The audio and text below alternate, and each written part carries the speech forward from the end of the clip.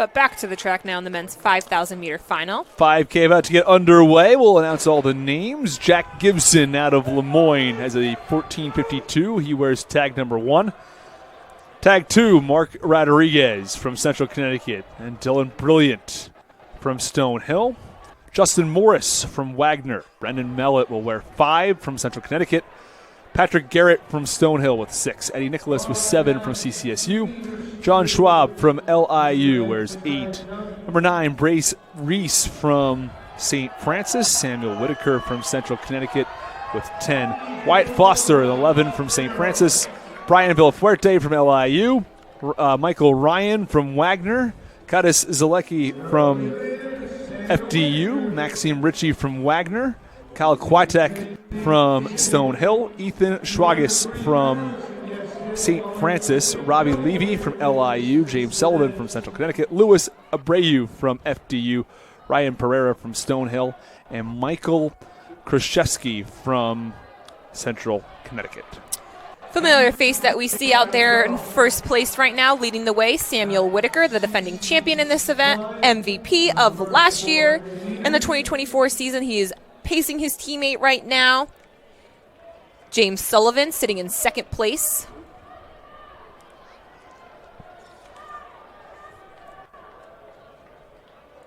That is Michael Ryan, who's sitting in third right now. Finished third in the 3,000 meters yesterday.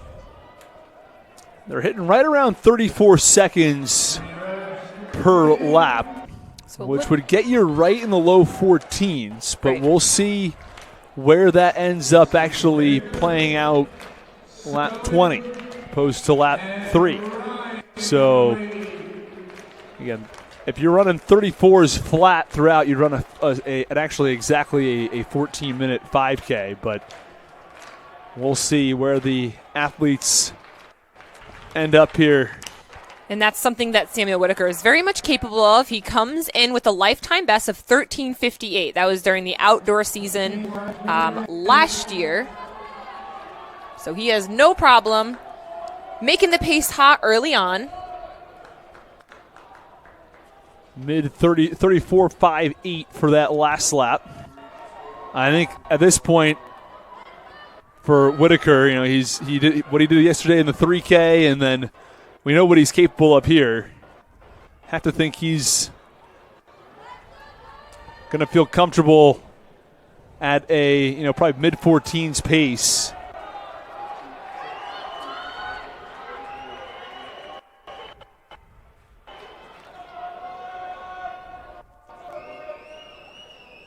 Whitaker first, Sullivan second.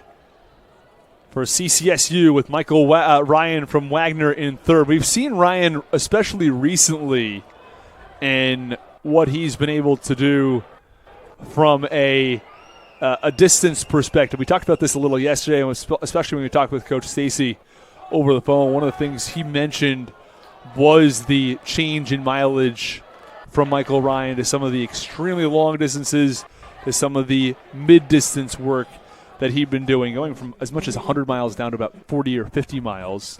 And cross-training as well, which I know you were also a proponent of.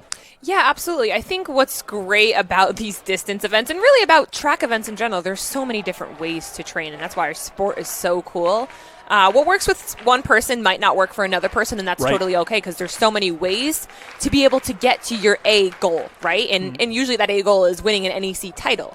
But yes, Michael Ryan, he experimented with those high mileage, getting into the 100-mile weeks, and Coach Stacy has brought him back down around like 50 to 70 miles, and that's working this season. But yeah, actually, being able to mix those cross-training days in, it's getting those heart rates up by not actually having that impact on the ground is super beneficial for these longer distance athletes. Speaking of heart rate, is there as much zone training, and what sort of is the heart rate for some of these athletes on some of these longer runs compared to the workouts? Yeah, absolutely. I mean, for a race like this, your heart rate is going to be pushing you into the 160, 170, even 180 if you're going race pace, right? I think on easier runs, you want to keep it in the 130, 140 range, but yeah, when it's the harder effort, your heart rate should be up there, right? Of course. You want to, especially for an event like this, a 5K, you'd have to think it's going to be in the 180s. Absolutely. Samuel Whitaker right now is still leading this 5,000 meter race in first with a little bit of gap on the field. James Sullivan, I'd like to see him close that gap. He needs to put himself in contention with his teammate. Michael Ryan, though, passing James Sullivan. He finds himself in second place right now. He's responding to that move, and he's closing that gap, but he's also bringing the field with him, which is great. And Coach Stacey spoke very, very highly of them earlier when we had our conversation discussing what he thought he was capable of. And coming into this event, Sam Whitaker doesn't have the time, but among athletes with times, Michael Ryan is the best one at 14:41. Rodriguez at 14:42. Rodriguez right now is about seventh place. He is the fourth central athlete right now. Brandon Ellett, who's in front of him. Runner-up in the Northeast Conference Cross Country Championship in the fall. As I say that, Rodriguez passes his teammate, so he is now leading that chase pack. It's also especially important here in run because two Wagner athletes, especially the lead that Central Connecticut currently has, a 15-point lead. 10 points for first place, 8 for second, 6 for third, and then just 1 point decrease all the way to 8. Right now, you've got a CCSU athlete in first, Wagner second, CCSU third, then it's Stonehill, but then back to Wagner at fifth. So there are a lot of points in that top 5, and who sort of places where could be a big difference between first and third, and how many net points you might be making up there. I don't think it's possible right now for Wagner in this event alone to pass CCSU, and it seems like CCSU's lead will grow in all likelihood. But even the idea of, okay, how many points could you potentially could Wagner get within, and then you have a few events left, the DMR and the 4x400, and how do those play into things? I mean, I think CCSU is in a very, very good position up by 15 points with still some events to come in. We'll have to see if the field events, what those end up looking like, if they change the calculus at all. But from where things stand right now, you have to be excited with where things are for CCSU. But those top 5 places, very, very important. Yeah, and as we're saying this, Samuel Whitaker, he's still holding on to the lead. What I love to see right now is we see Mark Rodriguez from Central Connecticut. He has worked his way up back to that lead pack. He's just behind his teammate, James Sullivan. He's really working to get back up. It's a lot easier to just race with someone, have someone in front of you. And right now it is Whitaker 1, followed by Ryan. Stonehill's Patrick Garrett behind, and then Maxime Ritchie. That's 1 through 4. But then you go back to the 2 CCSU athletes. You mentioned James Sullivan earlier.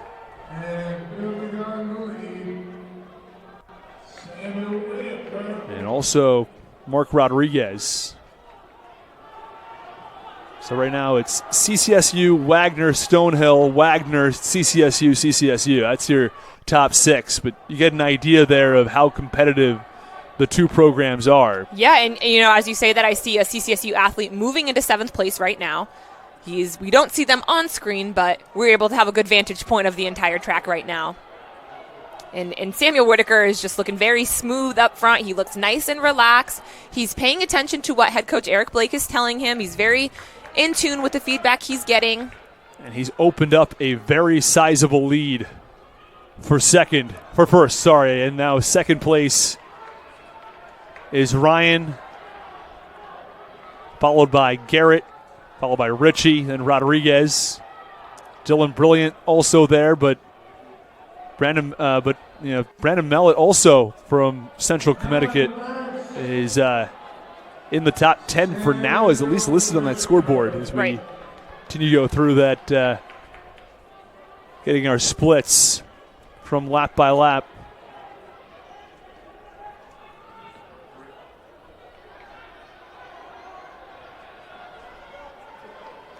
So Michael Ryan still leading that chase pack.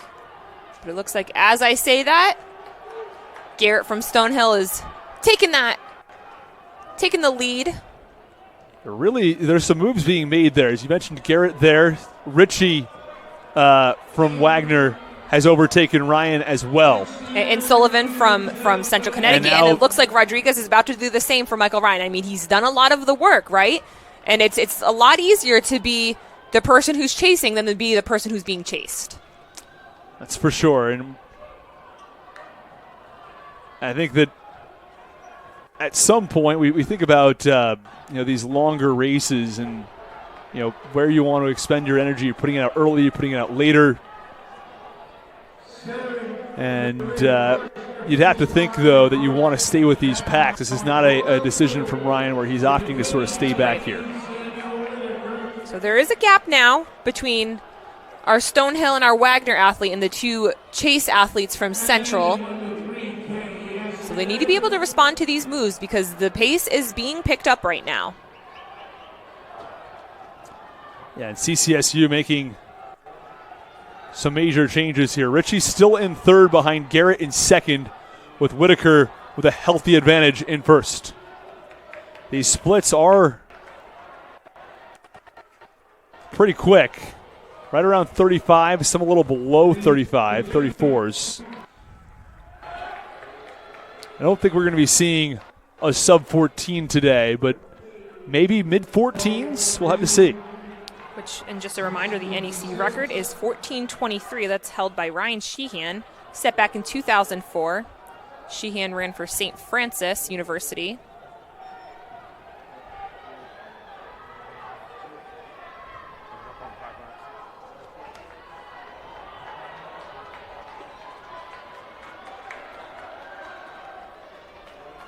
And still it's Whitaker in first. Garrett, though, not out of things, nor is Ritchie. Absolutely not. Whitaker's up front, but he has about a 5-second lead, and we'll closely monitor that.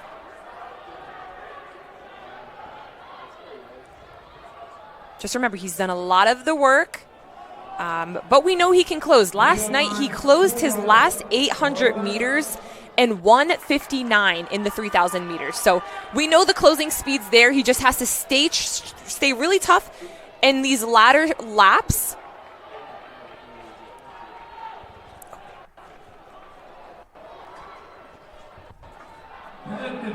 Whitaker still out there in first place. It's about a 4-second differential between Whitaker and Garrett. And we'll get a better idea of where that is right as they cross.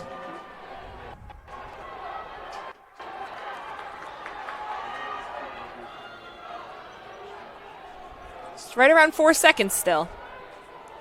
So Samuel Whitaker, he needs to just look forward and just keep on pressing the pace up front.